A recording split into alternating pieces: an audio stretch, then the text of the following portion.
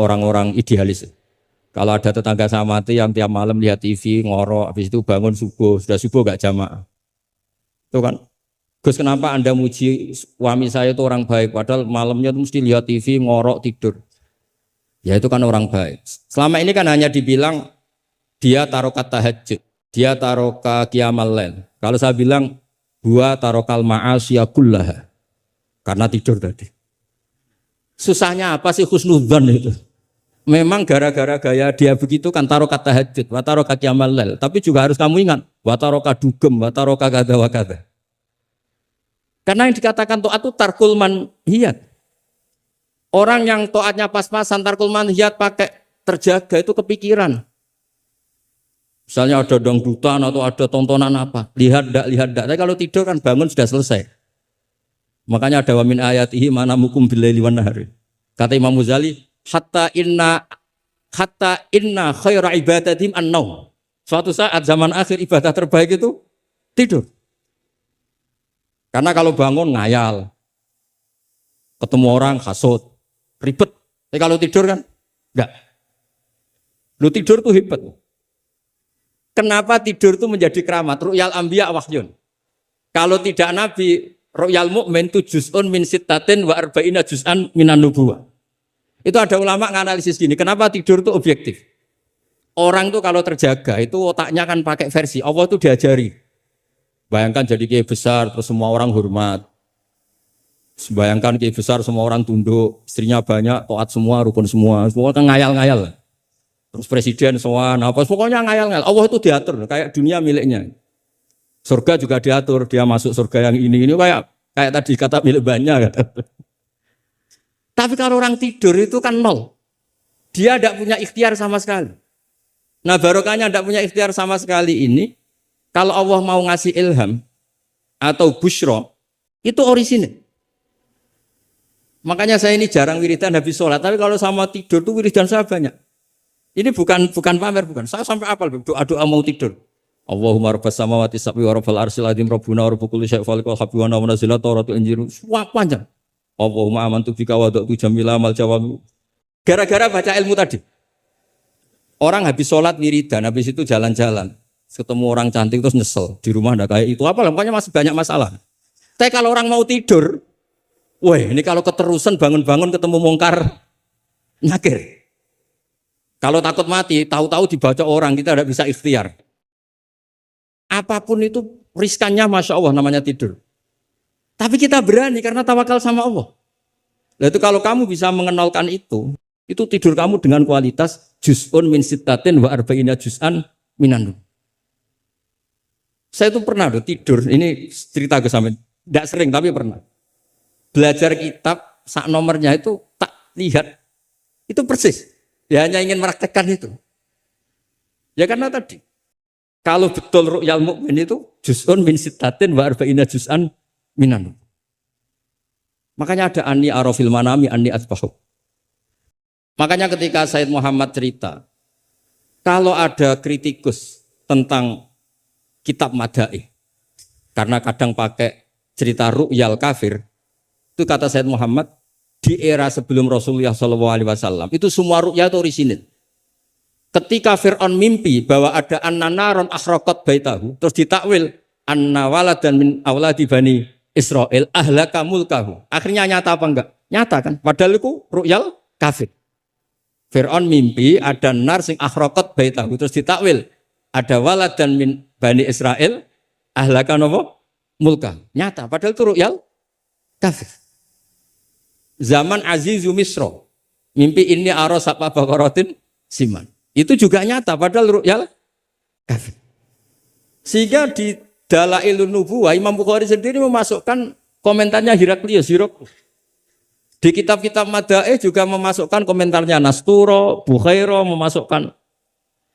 Nah, lagi-lagi ini pentingnya ngaji. Tapi kalau Anda tidak ngaji, wah ini omongannya orang kafir, mas layu tamadu qaulu gini-gini. Lagi-lagi ini barokahnya ngaji. Jadi barokahnya ngaji kita tahu mana duduk perkaranya, mana yang harus musaddaq, mana yang harus mukadzab. Jika kita ngaji disebut al-jarh wa ta'dil. Nah, saya mohon semohon-mohonnya lah bahwa Quran ini kita bawa dengan semua perangkat ilmu. Terakhir saya cerita ilmu balaghah. Ilmu balaghah juga penting. Misalnya secara lahir orang kafir itu misalnya tidak sumun, tidak bukmun. Tapi barokahnya la yasmaul haqqa disebut bukmun misalnya. La yatakallamu bil haqq, la yasmaul. Akan itu kan ada sumum, bukmun, umyun. Sumun berarti apa? La yasmaul haqq. Bukmun la yatakallamu bil haqq. Umyun berarti la yubsirul haqq. Sehingga nanti kalau ada ayat wa ja'ala minhumul qiradata wal khanazira abadat taghut. Andaikan tidak ada fakta, ada kaum tertentu yang dijadikan khonazir, kita masih bisa pakai tasbih. Tasbih balik adalah yang ada itu tasbih dibuang. Kalau orang dermawan level 6 mungkin orang bilang masih zaitun kal bahr. Tapi kalau levelnya 9, 10 orang akan bilang zaitun bahrun. Kalau ganteng masih pas-pasan zaitun kal badri. Tapi kalau sudah kayak Rasulullah anta syamsun anta badr. Nah, pentingnya ilmu itu adalah ketika ada ayat yang dohirnya misalnya ada tadi wajah alamin humul qiradata wal khonazira abadat taghut. Ternyata misalnya kalau itu fakta ya sudah selesai kan, berarti itu hakikat. Tapi itu misalnya tidak fakta, kita masih bisa mentakwil dengan qulubuhum atau apalah mentalnya mislul khonazir mislal qirad. Tapi kalau kita tidak ngaji balaghah, semua lafaz kita anggap apa? Tekstualis dan kita anggap hakikat, berarti terus nganggap pernah ada periode yang orang itu dijadikan seperti itu. Nah, lagi-lagi yang nyafaat itu semua adalah ilmu. Ya, jadi ini sekaligus mohon bab ini ijazah kitab muwafaqat supaya semuanya dapat dan dapat berkah dari Rasulullah SAW. Yes. Ini saya baca ilmu usul fikih saya supaya semuanya dapat ijazah dari Habib Said Al-Akhir Al-Munawwar. Bismillahirrahmanirrahim. Fahiya tahmilul jamma al-ghafir dhaifan wa qawiyya. Jadi agama ini menanggung orang yang dhaif juga orang yang kuat. Yang kuat diwajibkan zakat, yang dhaif sebagai mustahik zakat. Artinya apa? Agama ini semuanya diuntungkan. Terus muti'an wa asiyat. Terus wataku tuhum fil khazaimihim min qadan wa abiyya. Wa tusawwi bainahum bi hukmil adli syarifan wa daniyya. Wa tubawi uhamilaha fid dunya wal akhirati makanan aliyya. Wa tudrajun nubuwatu baina jambaihi wa illam yakun nabiyya. Wa tul bisu al muttasifa biha malbasan saniyya hatta yakuna lillahi waliya. Ini kata beliau, orang yang ilmunya cukup itu kata beliau dijamin hatta yakuna lillahi waliya. Karena tidak ada orang yang syafaqah sama umatnya Rasulullah SAW kayak orang alim. Saya itu sering dikomplain. Kata Imam Abu Hasan Asyadili fi mukasyafatihi, beliau ketemu Nabi Muhammad SAW, satu ketemu Nabi Nuh. Kata Nabi Muhammad gojolek Nabi Nuh, andaikan kamu tahu anna fi aslabil kuffar man saya'budu wa la yusyriku bihi syai'an. Kamu tidak akan mendoakan mereka la tadzar alal ardi minal kafirina dayar. Nabi ketika dihujat kayak gitu di Abdul Yalil di Taif, itu kan sampai malaikatul jibal bilang, kalau kamu mau Muhammad, kalau kamu mau ya Rasulullah, mereka akan saya habiskan. Apa kata Nabi? Bal arju ayyukhrijallahu min aslabihim ma ya'budu wa la yusyriku bihi syai'an. Mungkin bapaknya belum iman tapi nanti anak-anaknya iman. Kita tahu kan Abu Lahab punya anak Darro, Abu Jahal punya anak Ikrimah, Walid yang kayak gitu getol Nabi punya anak Khalid. Kayak apa sabarnya Nabi, Kak? Seperti sabarnya kiai-kiai di Indonesia. Bapaknya itu gak poso, ya ora salat. Anaknya itu TPG. Gara-gara anaknya cilik poso itu njuk gendong bapaknya. Sesuai bapaknya izin melok poso. Saking harunya melihat anaknya puas. Abdullah bin Ubay bin Salul itu punya anak itu solehnya minta ampun. Saya tidak tahu ketua pondok apa berdarat mondok di Rasulullah. Itu termasuk min ajal italamitihi Abdullah bin Ubay. Punya anak Abdullah juga namanya. Sampai ketika ya Rasulullah bapak saya itu meninggal. Tolong dikasih syafaat. Ya. Saya ingin kafannya itu jubah jenengan. Fanaza jubah tahu dikasihkan. Tidak sekedar itu. Tolong ludahi ya Rasulullah biar diludahi kan. Sampai Umar itu, ya Rasulullah, apa engkau tidak ingat? Abdul bin Ubay ngomong gini, ngomong gini. Gak pernah ada. Ya nanti saya mintakan maaf ya Umar.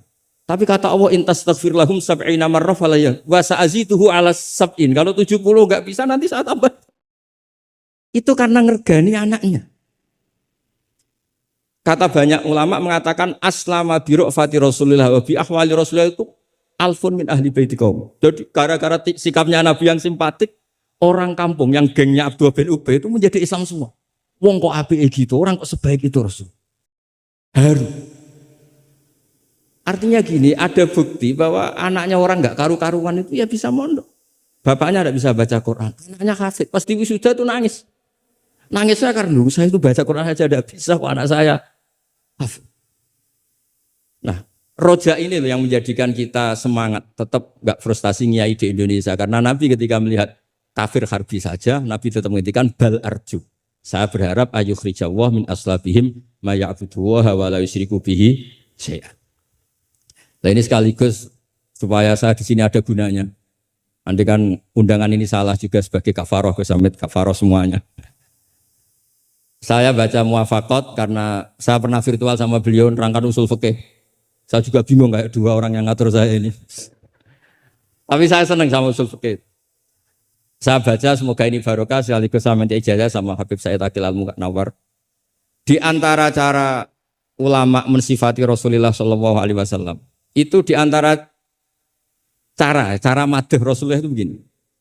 Ba'asahu terusnya terus bimillatin hanifiyatin. Terus beliau ngendikan tahdil kafah fahiman wa ghobiyah. Jadi agama ini tahdil kafah fahiman wa ghobiyah. Wa tarfuku bijami'il mukallafin muti'an wa asiyah. Itu ketika saya tarik muti'an wa asiyah itu gimana? Bagaimana millah? Hadil millah ini bisa tarfuku bijami'il mukallafin muti'an wa asiyah. Nabi kayak apa? Cerita orang baik yang ideal, yang melakukan imtitsalul awamir wastinabun nawahi. Tapi Nabi juga ngendikan syafaati li ahlil kabair min ummati. Kayak apa Quran mengajarkan kita kebaikan yang ideal? Wa ibadur rahmanil ladzina yamshuna 'alal ardi hauna wa idza khatabahumul jahiluna qalu salama wal ladzina yabituna li rabbihim sujada wa qiyama wal ladzina itu ideal. Ada lagi yang ideal disebutkan muhsinin itu apa? Alladzina yunfikuna fis sarra'i wad dharra'i wal kadhimina al ghaidha wal 'afina 'anil nas terusnya. Tapi Allah juga ngendikan qul ya ibadiyalladzina asrafu 'ala anfusihim la taqnatu mir rahmatik. Mereka yang asrafu Allah masih manggilnya ya ibadihi hamba-hambaku, kamu ke sini. Anibu ila rabbikum aslimulah. Kayak apa? Hadhil millah tarfuqu bijamil mukallafin muti'an wasi. Sehingga Nabi ngertikan, mangqala la ilaha illallah jannah wa in zana wa in sarqa wa in zana wa in sar. Itu kebetulan yang tanya itu Abu Dzar. Abu Dzar itu orang yang fikihnya itu ekstrim. Malah yang didhawuhi Nabi wa in zana wa in sarqa sampai tanya lagi. Ya Rasulullah tenane. Kebetulan Nabi pas itu bangun tidur. Iya, Dzar wa in zana wa in sarqa sampai 3 kali. Saking Nabi itu karena beliau bantah terus sampai Nabi ngendikan ala rohmi anfi Abi Dzar. Oh, dasar terang ora paham-paham. Abu Dzar terus bilang wa in rohima anfu Abi Dzarrin. Meskipun begitu saya puas karena sudah mengkonfirmasi sampai 3 kali. Sehingga dalam kenangannya Ka'bul Ahbar, dalam kitab Khilyatul Auliya ketika cerita manaqibu Ka'bil Ahbar. Ka'bil Ahbar ini orang ahli kitab yang maunya Islam itu terlambat. Karena nunggu data itu kurang 1 menurut dia. Di kitabnya dia itu kan masyhur itu Al-Hadits Tsani an Yasar bin Atha an Ka'bil Ahbar qala alamani abi Taurata illa sifran wahidan kana yahtimuhu wa yudkhiluhu sunduk.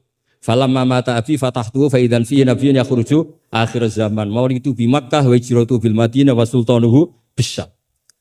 Ka'bil Ahbar itu tahu Rasulullah itu maulid Makkah ini sudah benar. Wa hijratu bil Madinah sudah benar, tapi beliau tidak menangi ada sultanul Islam bisyam. Sehingga cara beliau data ini kurang 1. Ketika Futuhat, Umar menaklukkan Syam. Dan Islam di Syam menjadi sultanah, menjadi sultan. Wa sultanuhu bisyam. Singkat cerita dia akhirnya masuk Islam. Dengan data yang seketat itu. Akhirnya dia jadi penasihatnya Umar bin Khattab. Masyhur. Ketika di antara yang diceritakan beliau adalah yalumunani ahbaru Bani Israel. Saya ini ketika ketemu orang-orang ulamanya Bani Israel sering dicibir, disalahkan. Annani dakhaltu fi ummatin farraqahum awalan summa jama'ahum. Nah, ini Saya ini dikritik, disalah-salah ini sama ulama Bani Israel. Karena saya ini masuk satu komunitas yang gaya pertamanya kayak ada kelompok-kelompok, ada faksi-faksi. Tapi semua jamaah pada akhirnya jadi satu. Terus beliau baca kitab, baca Quran tadi, summa awrasnal kitab alladzina astafaina min ibadina. Tadi yang dibaca Profesor Kures. Faminhum dzalimun li nafsi. Gayanya kita ini kita dibagi, ada yang dzalimun li nafsi, wa minhum muqtasid, wa minhum sabiqum bil khairati biidznillah. Tapi kata Nabi, haula kulluhum bimanzilatin wahidah wa kulluhum fil jannah. Tapi ternyata 3 orang ini semuanya di surga. Yang ngajari Quran, lelaki sama lelaki, perempuan sama perempuan, itu ya fil jannah. Tapi kalau di TV, di kampung-kampung itu gurunya itu perempuan cantik. Ya ada ustadz lelaki, ya agak kepikiran juga. Itu kalau diharamkan tidak jalan, dihalalkan fitnah. Tapi barokahnya agak-agak semu-semu ini yang bisa baca Quran di situ banyak. Ikutnya partai wa akharuna atarafu bidunubihim khalatu amalan sholihah wa akhara sayyi'ah. Jadi, ini cerita saja, nanti bisa ditas sama beliau. Intinya kalau kita ngaji itu tadi, kita kata Sayyid Muhammad yang paling masyhur, li'annal insan kullamata sa'afikruh qalla inkaruhu alan nasr. Jadi, al-insan idza sa'afikruh qalla inkaruhu alan nasr. Jadi tadi misalnya ada kiai besar diundang di kampung-kampung terbelakang nggak mau, jangan katakan sombong. Itu tidak membunuh pasaran kiai kampung. Yang datang puji tawaduk, yang nggak datang puji ngasih job, kan enak kan? Semuanya benar. Semuanya apa? Loh, saya kalau bidang kemenang tidak datang, karena ngasih jatah jenengan-jenengan ini. Kalau saya datang bisa majub ini. Ya ini sekaligus minta ijazah saya baca Muqaddimahnya. Nah ini banyak keluarga saya sama dari keluarga langsung. Begini ya masalah ulumul Quran. Saya dulu kalau diajarin bapak itu sering beliau cerita. Kamu cari sisi ekstrimnya. Sisi ekstrim itu begini, misalnya hudal lil muttaqin. Quran itu petunjuk bagi mereka yang takwa.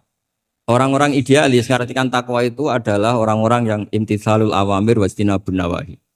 Itu orang ideal.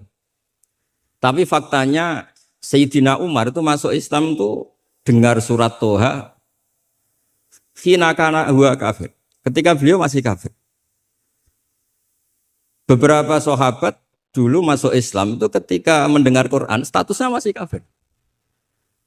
Sehingga ada bukti bahwa orang tidak muttaqin juga bisa dapat hidayat Quran. Nah barokahnya kita baca banyak, Quran itu bukan sekedar hudal lil muttaqin tapi juga hudal linnas. Lalu dianalisis. Oh jangan-jangan lil muttaqin ini cara balaghah min babil iktifa. Lil muttaqin wa ghairihim. Buktinya ada ayat lain yang menyebutkan hudal linnas. Ini itu awal dari disiplin ilmu. Sehingga memang tidak bisa kita mengartikan Quran tanpa baca tafsir yang banyak. Kemungkinannya tadi tambah pintar atau tambah bingung tadi. Nah, soal kita tetap tidak bisa itu ya alhamdulillah memang manusia didesain wa kanal insanu dzaluman jahula. Jadi kalau kita bodoh itu sesuai rencana Tuhan memang itu. Jadi tidak usah disesali, biasa aja memang. Dari dulu juga sudah direncanakan kita ini berstatus wa kanal insanu dzaluman jahula. Itu secara balaghah itu dzaluman banget, dzalime, jahulan itu banget bodohnya. Banget dolimnya itu begini, andaikan kita ini orang baik, itu juga enggak mesti baik. Tadi dawuh Pak Kures itu saya sering memberi analogi. Saya ini kata orang banyak. Itu ketok. Kalau diundang di kampung, musola penceng itu kalau datang, kata orang-orang itu tawaduk. Tapi kata kiai setempat, itu mangan jatah kiai cilik Gus ini. Jadi yang satu bilang tawaduk Gus, yang satu bilang cek mentalan Gus, jatahku mbok jupuk gitu. Sehingga saya sering cerita ada acara manakiban. Biasanya kalau kiainya itu tuh Pak Said dapat ayam paling besar kalau kiainya. Kalau yang lainnya itu ya suwiran. Barokahnya saya tidak datang, yang dipakai itu kiai-kiai yang kira-kira mabadik fikih. Saya ini kan dianggap kiai kolyubi. Itu maturnunya sama saya itu maturun Gus jiran gak teko. Aduh aku untuk suwiran gitu. Karena sekali saya yang datang itu ya kira-kira bintangnya saya. Jadi kadang-kadang antara tawaduk dan ngambil jatah itu enggak jelas. Nah ini pentingnya ngaji ijtihad, makanya di sahabat kita muwafaqat. Ijtihad itu satu logika yang enggak konsisten. Sebab itu Rasulullah Shallallahu Alaihi Wasallam itu kalau ngendikan apa saja, itu ya juga dianalisis oleh sahabat. Misalnya begini, ya ummul qauma aqra'uhum li kitabillah. Tentu imam itu yang terbaik. Tapi di beberapa kejadian, akabirus sahabah itu pernah makmum sama Salim Maula Hudzaifah. Itu orang yang kelas nasabnya, marganya itu jauh di bawah Abu Bakar Umar. Tapi beliau makmum sama Salim Maula Hudzaifah. Bahkan beberapa riwayat yang Nabi ngendikan cara shorihan, itu sama sahabat masih dinego. Karena ada ranah istihad. Misalnya Nabi ngendikan la tusalliyanna asra ila fi Bani Quraidah. Ternyata mendekati Bani Quraidah kadati syamsu antahruba, matahari hampir terbenam. Sebagian sahabat berpikir kita harus sholat di sini karena matahari mau terbenam. Sebagian yang lain enggak, Nabi bilang jangan asar kecuali di Bani Quraidah. Separuh sholat asar, separuh enggak. Falam yu'annif ahadan minhum. Nabi enggak menyalahkan salah satu karena ini masalah apa? Istihad. Jadi ini matur juga Gus Samit, saya tadi dari rumah bilang sama keluarga, saya datang tapi mau pamit. Ini saya sudah mau jadi resi, mau uzlah. Karena ya itu tadi, kalau saya ngisi terus itu apa tawadu, apa nutup jatahnya orang lain itu juga gak jelas. Nanti hisabnya itu apa ya, gak jelas. Bapak itu sering ngajari gitu. Pak itu kiai sepuh jadi imam masjid istiqomah sekali sampai tua. Itu istiqomah apa mau digenti kan? Itu istiqomah atau enggak mau regenerasi. Jadi orang itu biar mikir. Saya beri contoh sekian pentingnya istihad. Karena Rasulullah Shallallahu Alaihi Wasallam idan sorofa min sholatihi akbala aliyah nabi wajhi. Sehingga banyak orang, banyak imam kalau habis sholat itu langsung menghadap ke makmumin. Kalau di Indonesia menghadap ke timur. Tapi di beberapa tabwibnya Imam Bukhari atau Tarjamatul Bukhari, beliau menyebut itu lil mau'idzah. Buktinya setelah itu Nabi ngendikan ara'aitakum lailatakum hadhi. Kamu mimpi apa? Coba terangkan ke saya. Sehingga terus ada yang mempraktekkan boleh menghadap ke makmumin kalau li ta'lim atau lil mau'idzah. Tapi banyak juga ulama yang menganalisis itu bentuk maklumat anna sholata inqadat, bahwa sholat itu selesai. Takutnya Nabi kalau tetap menghadap ke barat sesuai bentuk duduk tawarruk atau tahiyat akhir, atau itu nanti dikira Nabi fi sholat. Sehingga orang yang datang kemudian Allahu Akbar makmum sama Nabi itu bahaya betul dalam bab sholat. Karena robtus sholat diman laisa fi sholatin. Berarti makmum tadi menggantungkan sholatnya dengan orang yang sudah tidak sholat. Sehingga dibutuhkan sikap memaklumatkan kalau sholat itu inqadhat. Dengan cara apa? Boleh menghadap ke timur, boleh menghadap ke utara kalau dalam konteks Indonesia. Kalau kata Imam Syafi'i, ja'alul makmumin janibal yamin, berarti orangnya menghadap ke utara kalau. Nah, analisis seperti ini penting karena Nabi memang enggak konsisten. Kadang aqbala aliyah nabi wajhi, kadang istaghfara salasan suman sorofa, kadang apa. Sehingga barokahnya ilmu itu akan luar biasa. Tadi juga disebutkan menyangkut bid'ah. Kalau sampean belajar ulumul hadis, Sayyid Muhammad menulis dalam kitab Babul Farad, kalau bid'ah itu artinya yang enggak pernah diajarkan Nabi, itu berapa kejadian zaman Rasulullah yang Nabi membenarkan sesuatu yang Nabi sendiri itu tidak tahu. Masyhur itu ada sahabat ketika i'tidal bilang Rabbana lakal hamdu hamdan katsiran thayyiban mubarakan fi. Kita tahu ajaran Nabi adalah Rabbana lakal hamdu bil samawati atau mil as-samawati wal ardh. Sehingga setelah sholat Nabi tanya, ayyukumul qail, siapa tadi yang melafadzkan itu? Semua sahabat itu diam. Karena takutnya Nabi menyalahkan. Ternyata Nabi ngendikan, tadi siapa yang melafadzkan itu? Fa inni ra'aitu isna asyara malakan yabtadiruna ayyuhum yaktubu awal. Anggap ini kontes kecerdasan, makanya beliau itu cerdas banget. Ben sawangane ana kiye Jawa cerdas, ibu cerdas. Ajane kula niku nggih sungkan. Enggak, saya tadi melihat 12 malaikat, wa fi riwayatin salasina malakan, itu ada beberapa riwayat. Yang mereka itu berebut menulis siapa yang menulis pertama. Saking indahnya kalimat itu. Terus ada orang bilang, ha ana ya Rasulullah, tadi saya. Itu min ghairi sabqit ta'lim, tapi tidak mengajarkan itu dulu. Terus Sayyid Muhammad melihat lagi peristiwa Bilal. Ya Bilal, kamu itu punya ngalaman apa sih sampai saya mendengar dafana alaika fil jannah. Saya melihat Qur'ana alaika fil jannah. Ketukan sandal kamu di surga. Bilal cerita, saya tidak pernah wudhu gini-gini kecuali saya sholat dengan wudhu itu. Dan banyak lagi amal-amal sahabat yang min ghairi sabqit ta'lim kemudian di-ACC oleh Nabi. Andai kan bid'ah itu yang belum diajarkan Nabi, tentu semua itu salah. Kowe sing marai sapa, ora tak warai kok kreasi dhewe. Fa antal musyarri'. Ndak, Nabi ternyata mengiyakan. Yang ketiga yaitu peristiwa kulhu. Ada imam di Masjid Kuba, kila fi syariatin itu. Nabi arsala syariatan itu selalu kalau imam itu baca kulhu. Sampai makmumnya itu jenuh karena main kulhu terus. Singkat cerita si imam ini dilaporkan, ya Rasulullah imam yang kau tugaskan ke kita ini main kulhu terus. Itu gimana ya Rasulullah? Tapi Nabi karena bijak panggil orang itu, dipanggil. Kenapa kamu sering baca kulhu? Li'anna surat al-ikhlas sifatur rahman fa'ana uhibbuha. Itu surat yang benar-benar hanya nerangkan Allah sehingga saya suka. Kalau surat lainnya itu kan surat proposal. Misalnya Anda bilang ujibu da'wata da'i terus dongo. Banyak sifatnya Allah yang kamu suka itu karena terkait Anda. Kalau ini enggak ada yang terkait kita, murni tentang Allah sehingga saya suka. Makanya disebut suratul ikhlas. Kalau Anda baca Ar-Rahman mesti terus hanya irhamna. Anda baca Ghafur terus ighfir lana. Jadi kepentingan Anda langsung diungkapkan. Apalagi yang Al-Mujib. Wah, langsung kemana-mana hajatnya disampaikan semua.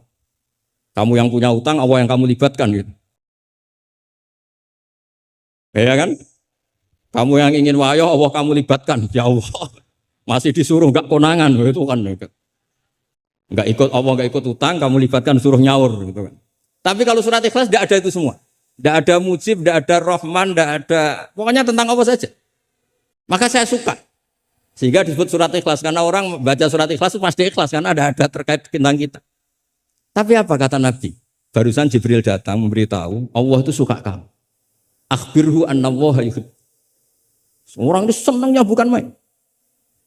Nah barokahnya ngaji seperti ini kalau Anda melihat imam main kulhu saja, orang alim alama itu pasti baca hadis tadi. Tapi Imam Ahmad tuh gak suka ada orang sering baca kulhu, ini cerita ijtihad. Gak suka. Beliau dikasih tahu ini kampung ini sering baca Yasin, kampung ini sering baca kulhu. Marah besar Imam Ahmad. Ayuh jarul Quran. Ayuh jaru ghairu suratil ikhlas. Ayuh jaru ghairu surati Yasin. Memangnya Quran hanya kulhu. Kamu ridho kalau Quran lainnya enggak dibaca. Kamu ridho kalau surat lainnya enggak populer, yang populer Yasin terus. Lam yakun se'unnal Quran mahjura. Enggak boleh Quran jadi mahjur. Harus dibaca semua. Ya tapi kan kaidah kita ada saja ulama yang mengatakan malaidroku kullu, laidroku kullu. Kalau enggak bisa semua ya kullu. Nah, ya istilah-istilah ini yang bikin kita ini ya seneng ya kadang mangkel gitu. Karena ya mangkelnya itu kok mereka yang ulama enggak kita itu. Ya kadang-kadang mangkel itu. Ya mangkel seneng gitu. Saya itu pengagum kitab usul karena mbah saya itu al-usul. Yang saya seneng ya tadi logika yang dibangun.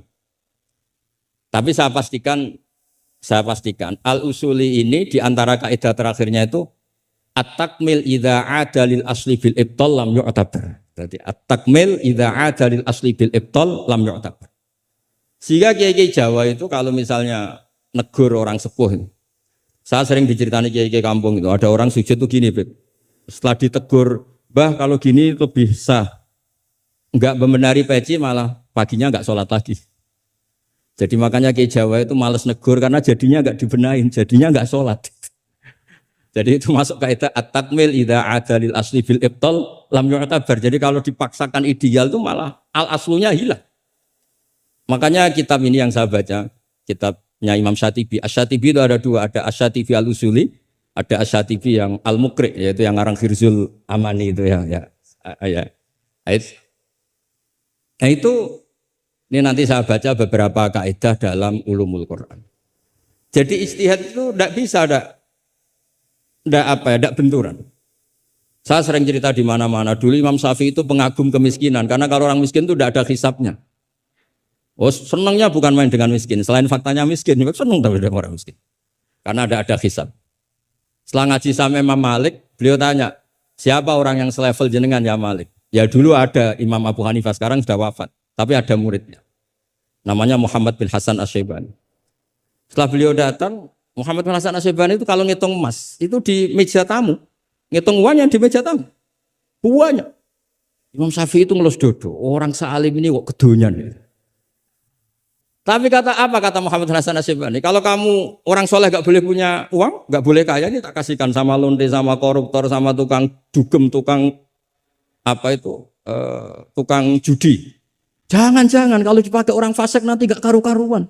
Jenengan saja. Baru sadar, oh iya ya. Kalau yang orang soleh kere semua, yang fasik kaya, berarti ada syaukatul zalim ala soleh.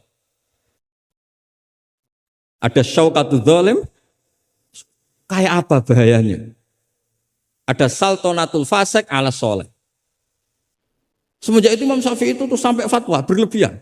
Orang Islam yang bisa kaya kok miskin haram. Kuat beli Alphard kok beli carry tua haram. Terus berlebihan. Kalau Gus Ilmi kuat jabat kok enggak haram. Pokoknya terus ekstrim. Sampai al-Islam ya wala yulale. Terus kata kiai-kiai Jawa yang alhamdulillah banyak yang miskin juga. Komentarnya lucu, wes ngerti bah, cuma ora kelar. Artinya punya selera kaya itu kita sudah punya, jangan haramkan. Semuanya tahu kok. Cuma nggak mampu, jadi udah salah no. Tapi barokahnya itu Imam Syafi'i menjadi tahu bahwa bukan sekedar apa ahyini miskinan wa amitni miskinan, tapi Nabi juga pernah ngendikan nikmal malu soleh lil mar'is soleh. Bahkan Imam Syarani ngendikan, kamu murid-murid saya harus jadi orang kaya. Kenapa Imam Syarani? Bukan kan kita disuruh zuhud. Nanti kamu kebingungan baca ayat ini. Terus beliau baca anfiku ini. Artinya kalau kamu miskin pas baca anfiku mimma razaqnakum kamu bingung. Karena kamu nasibnya yunfakun. Qurannya itu yunfikun, bukan yunfakun. Yunfikun itu memberi, bukan diberi. Jadi nah itu istihad. Maksudnya ini istihad. Jadi istihad itu sesuatu yang harus kita buka. Ya seperti inilah. Saya tidak tahu ini Gus Hamid ngundang saya ini apa ganjaran apa enggak. Kalau melihat senang orang alim, silaturahim ya ganjaran. Tapi kalau tanyakan santri saya yang sekarang mungkin baru sorogan sama saya ikhya apa? Ganggu saja bodoh kerapnya.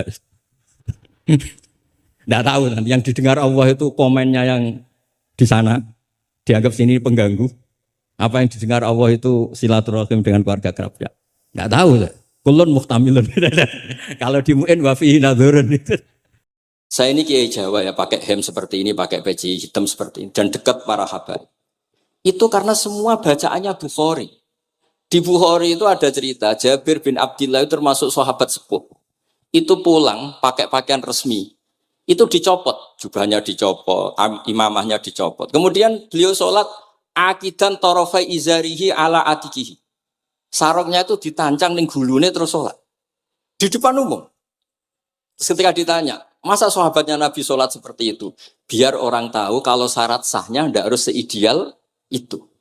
Barokahnya itu satpam bisa sholat dengan pakaian satpam. Orang Jawa bisa dengan pakaian Jawa. Karena barokahnya Jabir bin Abdillah. Dan beliau ngendikan, saya ini menangi awal Islam bersama Rasulullah. Dan beliau yusolli akidan izarohu ala atikihi.